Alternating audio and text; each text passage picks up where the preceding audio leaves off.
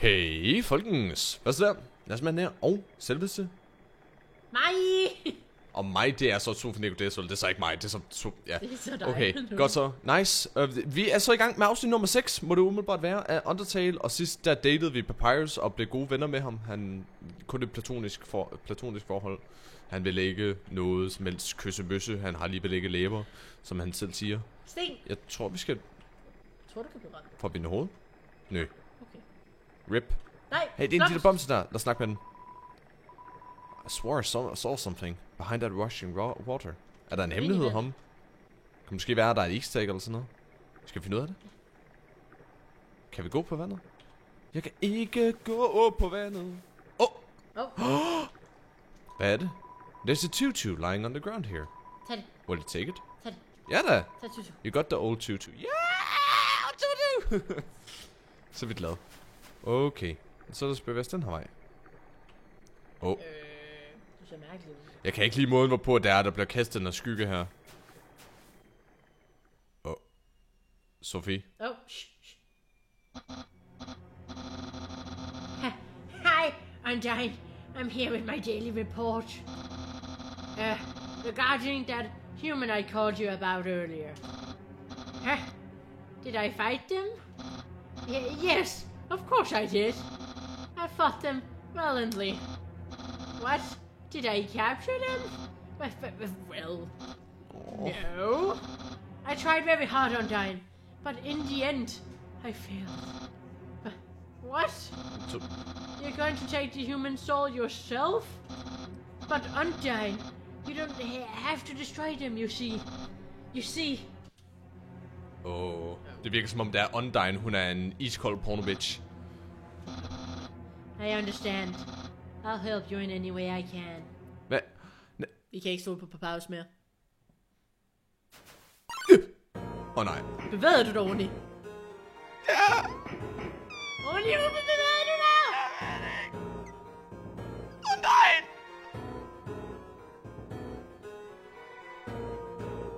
Husk nu, hun ved ikke, hvor vi er. Nej. Hun hørte det bare gå ned i græsset. Jeg har på fornemmelsen af hende Undyne der, at det ikke er en tilfældighed, at hun er sådan, hvad var det, king eller leader of the Royal Guard. Hun virker til at være virkelig en hardcore iskold porno bitch. Altså, hun er mega vild. Yo, did you see the way she was staring at you? That was awesome. I'm so jealous. What do you do to get her attention? Come on, let's go watch you beat up some bad guys. Wow. Han har ikke nogen hænder, så han kan ikke sådan stoppe sit fald. A feeling of dread hangs over you, but you stay determined. Det er en meget interessant måde, hvorpå det er, vi starter det afsnit her, Sofie. Hvad er det her? When the 4 bridge seeds line in the water, they will sprout. Kan man tage dem der? Det er sikkert bare et... puzzle. Og så... Yay! Ja, okay. Det er lyden fra den der mus der, som der vi også tidligere støttede i. Og så på grund af 4 de alliances. Ja, okay, så kan vi gå om på dem. Det er smart. Det kan jeg da godt lide. Aaron flexes in. Act. Aaron. Check. Aaron, 7 attack, 2 defense. This seahorse has a lot of HP. Horsepower. All of his attacks are harder to dodge at the bottom of the box. Check all you want. Winky smiley.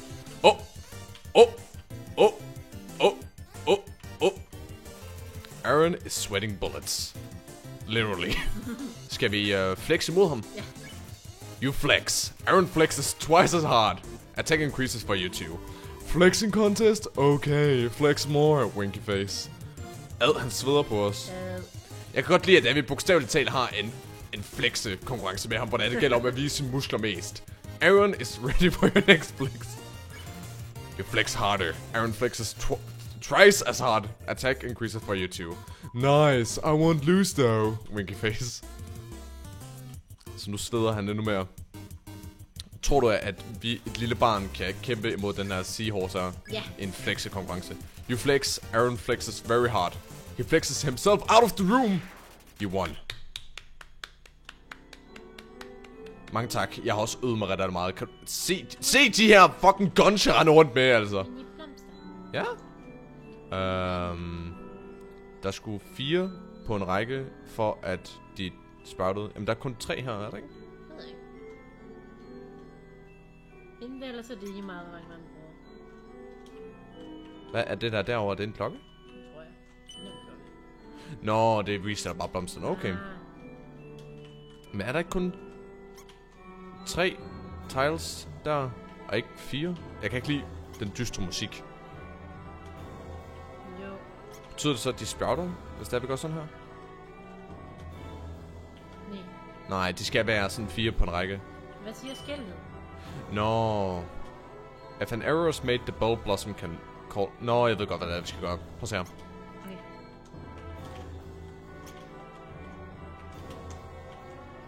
Fordi de skal nemlig være ude for hinanden. De skal være aligned. Sådan der. No! Yeah. Vi er så kloge. Ring. Hello, this is Paris. How did I get this number? Nå, er det fordi, det er kun os, der har fået hans nummer? Yeah, it was easy. I just dialed living on until I got yours. Yeah. So, what are you wearing? Papyrus, dog. Jeg troede kun, vi var venner, altså. Så er det spørger, hvad det er. I'm asking for a friend. Han spørger på grund af Undyne. Det var fordi, Ja. de leder efter os. Yeah. She thought she saw you wearing a cross bandage. Gross bandage. Bandage. Is that true? Are you wearing a cross bandage? No. Det gør vi jo lige nu, men vi kan jo skifte den der tutu der. Yeah. Ved du, vi siger, at vi har den der... Ja, og så tager vi tutu på. Så tager vi tutu på. So you're wearing a cross bandage. Got it. Wink wink. Have a nice day. Tag tutu på nu. Lige nu. Nej, sådan helt sådan, jeg troede, vi kunne stole på Papyrus. Jeg købte old tutu. Så det betyder, at vi gerne skulle have... Ja, vi gerne skulle have den der bandage der. Okay. Vi kan ikke selv se, at vi har tutu på. Vi har tutu på. Ja. Hey, der er blomster. Long time ago, monsters would whisper their wishes to the stars in the sky. If you hope with all your heart, your wish would come true. Now, all we have are these sparkling stones on the ceiling. Nå, det er jo fordi, vi er nede i det underground, men det her, det er jo sådan... Ja. De har ikke en rigtig himmel. Wishing room. Hvad siger næste blok? Uha. Er det Aaron? Nej, hvad er det? Joshua. Okay. Skal vi Man kan redde starten. clean?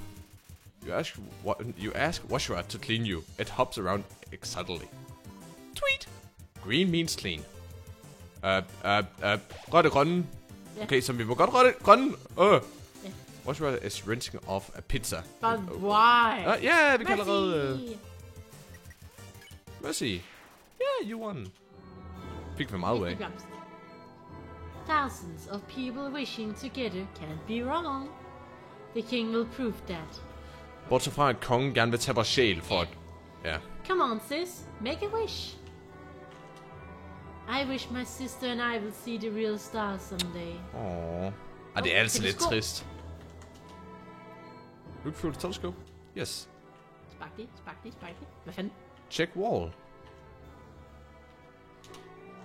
Så vi skal tjekke muren. Jeg tror, det er muren derhen. Men vi har ikke kigget Eller på den herop. sidste blomst. Har vi ikke? Hvad siger den sidste blomst? Det har vi det heller ikke. Sådan der. Seems my horoscope is the same as last week. Lol, det er fordi, det ikke er en rigtig himmel. Ja. Lol, sjovt. Så tjekker vi den her. Hey! Var vi gode til puzzle-solving? Ja. Ancient writing covers the walls. You can just make out the words. The war of humans and monsters. Nå, nu får vi faktisk noget baggrundshistorie. Yay. Why did the humans attack? Indeed, it seemed that they had nothing to fear. Humans are unbelievably strong. It would take the soul of nearly every monster just to equal the power of a single human soul. Det er også derfor, at de heller ikke kan cross den barrier der åbenbart. But humans have one weakness. Ironically, it is the strength of their own soul. Its power allows it to persist outside the human body, even after death. If a monster defeats a human, they can take its soul. A monster with a human soul, a horrible beast with unfathomable power. It's an illustration of a strange creature. There's something very unsettling about this drawing. Det er sikkert... Jeg vil ikke se det. Hvad siger du? Jeg vil gerne have set det. Ja. Kan vi ikke gøre den her? Nej. Nej. Det er sikkert en tegning af et monster, der har en menneskesjæl. Ja. Nå? Okay, jo, selvfølgelig. Så chiller vi bare. Der går vi. Vi kan ikke komme tilbage igen. Kan du gå til højre? Shit. Hvad skete der sidst, skyggerne var sådan her? Vi mødte Undyne. Fop! Okay, løb.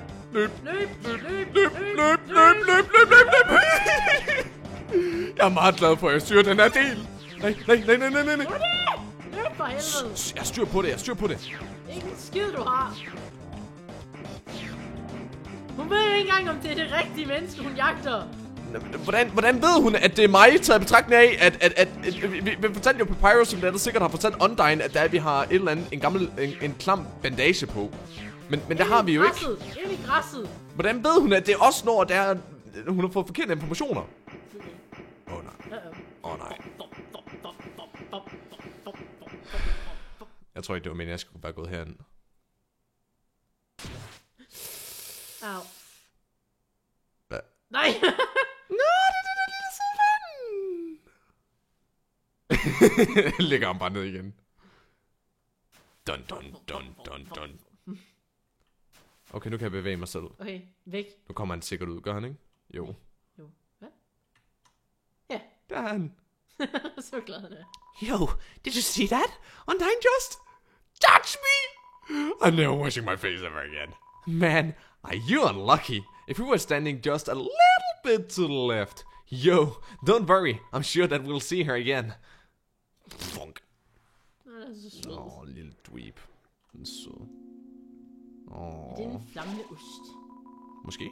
Knowing the mouse might one day extract the cheese from the mystical crystal. It fills her with determination.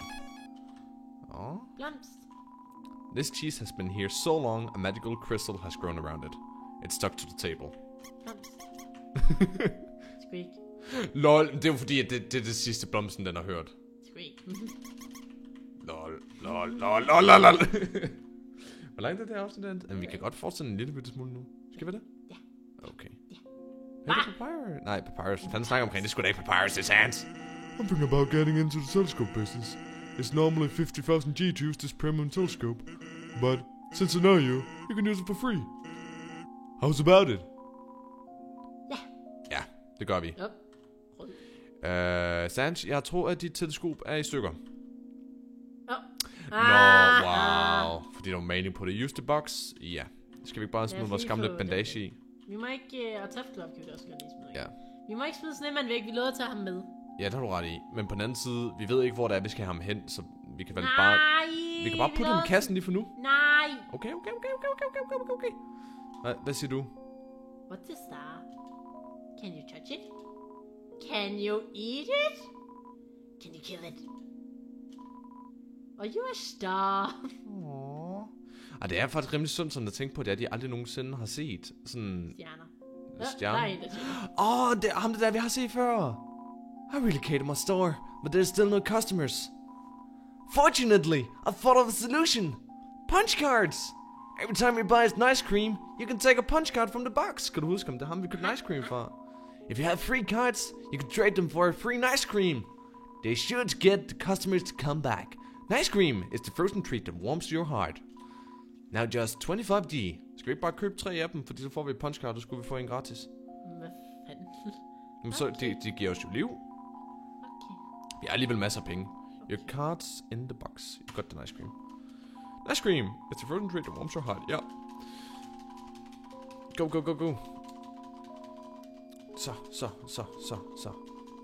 Så køber vi 3. Kom så. Og jeg kan høre min vaskemaskine om bag baggrunden, der bipper helt vildt, fordi den er færdig med at med tøjet. Two bucks in the box are playing a free card game. Take a card? Ja. All games must end one day. Så tager vi bare lige alle vores 3 kort, fordi så skulle vi gerne kunne bytte det hos ham der, til at vi får endnu en ice cream. Ja. Sådan der. Jeg kan godt lide ham. Jeg synes, han ser sød ud. Hey, you have free punch cards. How about redeeming them for some ice cream? It's free. Yes. Here, a free ice cream. You lost free cards and got an ice cream. Yeah. The ancient lips have been painted over with a list of 25... For fuck's sake! Du kan ikke bare fjerne alle gamle glyphs med smag af ice cream.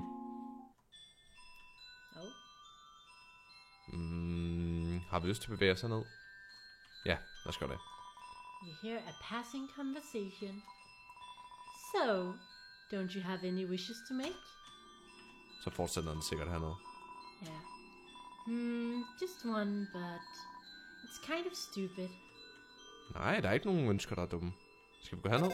Nå. Oh. Hello, this is Papyrus. Din traitor! Remember when I asked you about your clothes? Ja. Well, the friend who wanted to know. Her opinion of you is very murdery. Well, worry not, dear human. Papyrus would never betray you. Oh? I am not a cruel person. I try to be comforting and pleasant. Papyrus, he smells like the moon. So because of my inherent goodness, I told you you were not wearing a cross bandage. Nå? Even though you told me you were. Nå? Instead, I made some... Oh god, no. Nej, I told her you were wearing... Nej! Wow. It pained me to tell such a bullshit. Wow. I know you would never wear a jacket, you do. But your safety is more important than fashion. Dang. I just want to be friends with everyone. Så vi kan faktisk godt stå på Papyrus. Men... Den eneste grund til det var, at han fortalte, han løj jo omkring, hvad der var, vi havde på. Spørgsmålet var, hvis vi så siger, at vi ikke havde skiftet tøj ud. Så vil spillet nok højst sandsynligt hente sig på den måde, så vil han have været så lidt, at han ville antage, at man havde ændret det, fordi man, ja. Don't say that. Come on, I promise I won't laugh.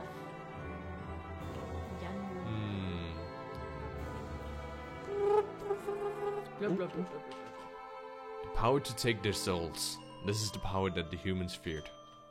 Okay. Det kan jeg sgu ikke godt forstå til at betragte af, at det er også den...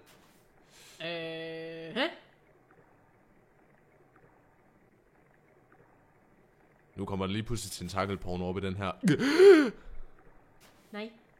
Nej. Jeg kan bevæge mig. Kan du ikke bevæge dig? Nej. Hej. Hvad? Oh my god. Hey there. Notice you were here. Jeg kunne virkelig bare gennem stemmen til den. I'm Onion-san. Onion-san, you here. Okay, farvel Onion-san. You're absolutely wonderful, huh? It's great here, huh? You love it, huh? Yeah, me too. It's my big favorite. Farvel Onion-san. Even though the world is getting so shallow here, I have to sit down all the time, but hey, that's okay. It's people moving to the city and living in a crowded aquarium, like all my friends said. Farvel, Onion-san. And the aquarium's full anyway, so you know what to do, okay, though. You hear? I'm just gonna fix everything, you hear? I'm gonna get out of here and live in the ocean, you hear? Farvel, Onion-san. Hey there. And that's it in this room. I'll see you around. Have a good time. And wonderful.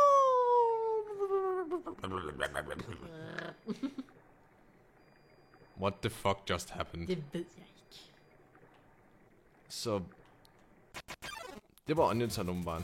Sharon hides in the corner, but somehow encounters ran away. Hvordan er det overhovedet muligt? Skal vi... Okay. You smile. You ask to see Sharon smile, too. Sharon gets quieter. In the corner, Aaron nods his head approvingly.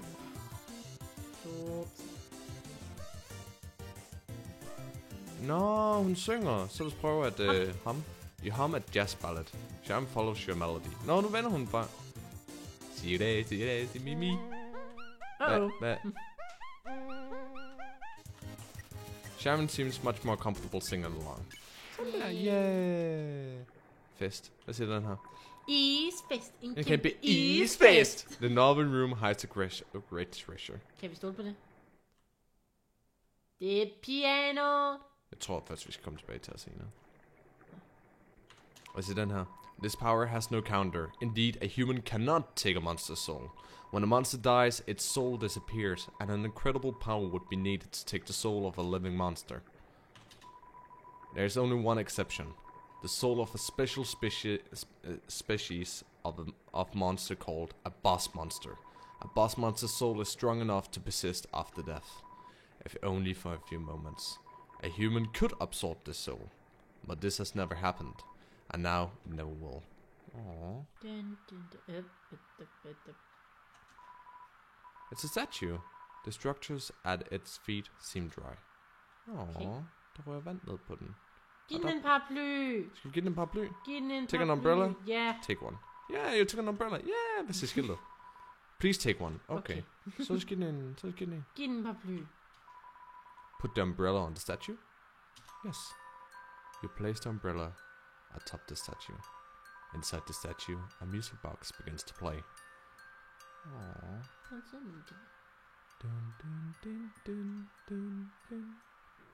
Aww. Kan det måske være, det er den melodi, der er, at vi skal... Ja, jeg tror, jeg det er skal den melodi, opspille der på vi skal mimic. Hvad siger den her? A haunting song echoes down the corridor. Won't you play along? Only the first 8 are fine. Spil piano. Play it? Yes. Hvordan spiller man piano?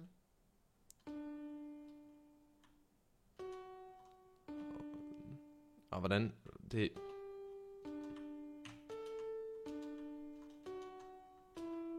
Hvordan var den sådan... Dun, dun, dun, dun, dun, dun, dun, dun, dun.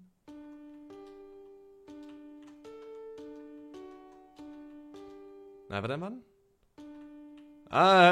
Det nytter ikke noget, det her. Tilbage, så vi kan høre den. Okay.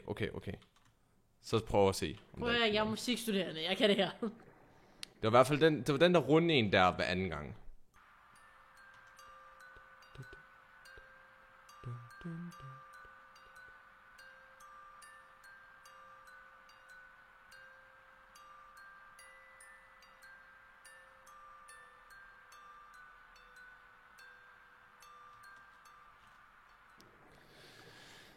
Hvordan forventer de, at man skal kunne det?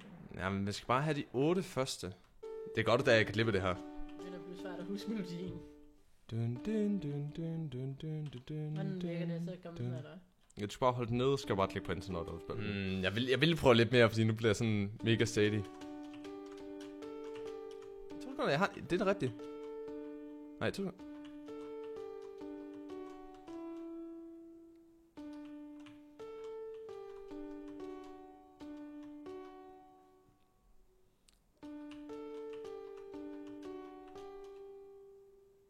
Den er uden noget rigtigt. Du har de rigtige første. Du tror.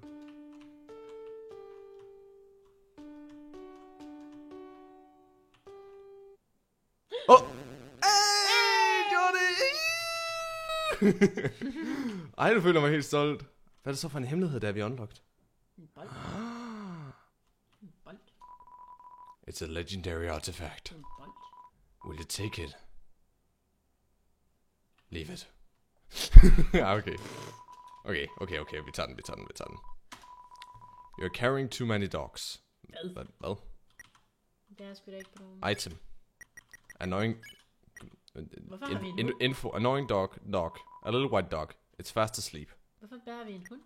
Det ved jeg ikke. Hvor fanden samler vi en hund også? Men lad os sige drop. You put the dog on the ground. Nej. Nej, the dog absorbs that. Nej, jeg vidste, at det ville ske.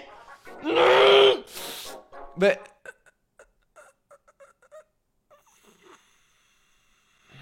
Hvorfor droppede vi hunden ind i det her rum?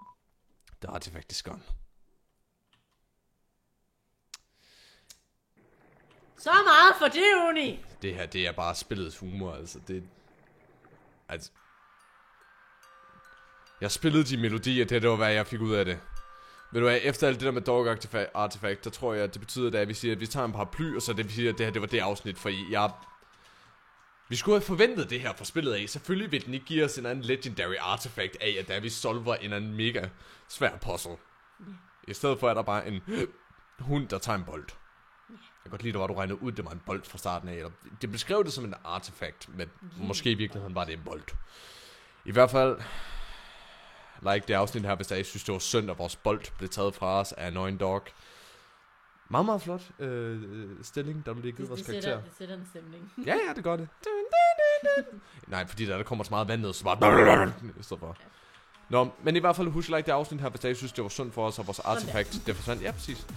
Jeg må også rigtig gerne huske, at kommentere, rigtig gerne like, kommentere, jeg fucker det helt op, det er bare husk at abonnere på kanalen, hvis jeg vil gerne have notifikationen næste gang, da vi lægger et afsnit ud. Det er meget, meget hyggeligt. Jeg tror, det betyder, at vi tager en lille bitte pause, og så ellers da vi fortsætter med op til, så jeg kan få nogle dejlige åndstale afsnit. Men med det sagt, så håber du, at I kunne lide det afsnit her, og bye folkens. Bye bye.